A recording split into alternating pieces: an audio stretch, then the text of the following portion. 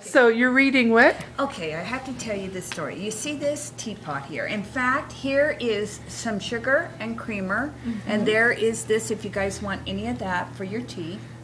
Here, Mom, let me do this. You've helped yourself, that's fine. Several years ago, this came out. It's called A Cup of Christmas Tea. When was this first published? 82. And it was very popular around then. That's when tea houses and stuff were sort of getting started. And they actually had the cups that went with the little book design. And this was their design. And Mom bought me this teapot. Really? In 1982? Yeah, well, back 82 or 83, she bought it for me. And then Danny, a good friend, 1993, found this little book. And we've had some church things, and we've read this, and it's quite entertaining. Well, sad too. But it's called A Cup of Christmas Tea. The log was in the fireplace, all spiced and set to burn. At last the yearly Christmas race was in the clubhouse turn. The cards were in the mail, all the gifts beneath the tree, and 30 days reprieve till Visa could catch up with me. And through smug satisfaction seemed the order of the day, still something seemed nagging me and would not go away. A week before, I got a letter from my great old aunt. It read, "Of course I'll understand completely if you can't. But if you could, and if you would, and if you have the time, how wonderful if we could have a little chat and share a cup of Christmas tea." She'd had a mild stroke that year, which crippled her left side. Though housebound now, my folks had said it hadn't hurt her pride. They'd said she'd love to see you, and what a nice thing it would be for you to go and maybe have a cup of Christmas tea. But boy, I didn't want to go. Oh, what a bitter pill to see an old relation and how far she'd gone downhill. I remembered her as vigorous, as funny, and as bright. I remembered the Christmas Eves when she regaled us half the night. I didn't want to risk all that. I didn't want the pain. I didn't need to be depressed. I didn't need the strain. And what about my brother? Why not him? She's his aunt, too. I thought I had it justified, but then before I knew the reasons not to go I so painstakingly had built were cracking wide and crumbling in an acid rain of guilt. I put on my boots and gloves and cap, shame stinging every pore, and armed with squeegee, sand, and map, I went out my front door. I drove in from the suburbs to the older part of town, the pastels of the newer homes giving way to gray and brown. I had that disembodied feeling as the car pulled up and stopped beside the wooden house that held the Christmas cup. How I got up to the front door, I really couldn't tell.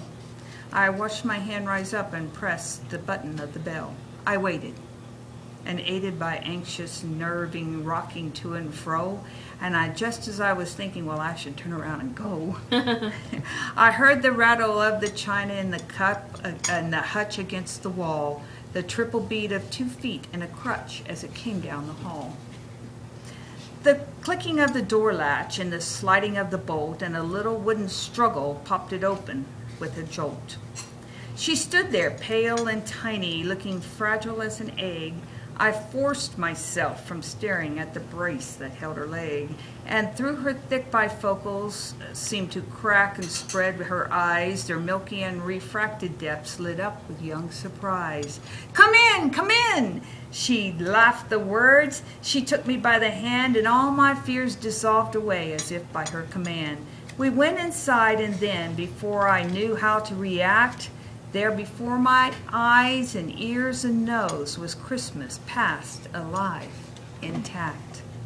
The scent of candied oranges, of cinnamon and pine, the antique wooden soldiers in their military line. The porcelain nativity I'd always loved so much, the Dresden and the crystal I'd been told I should never touch.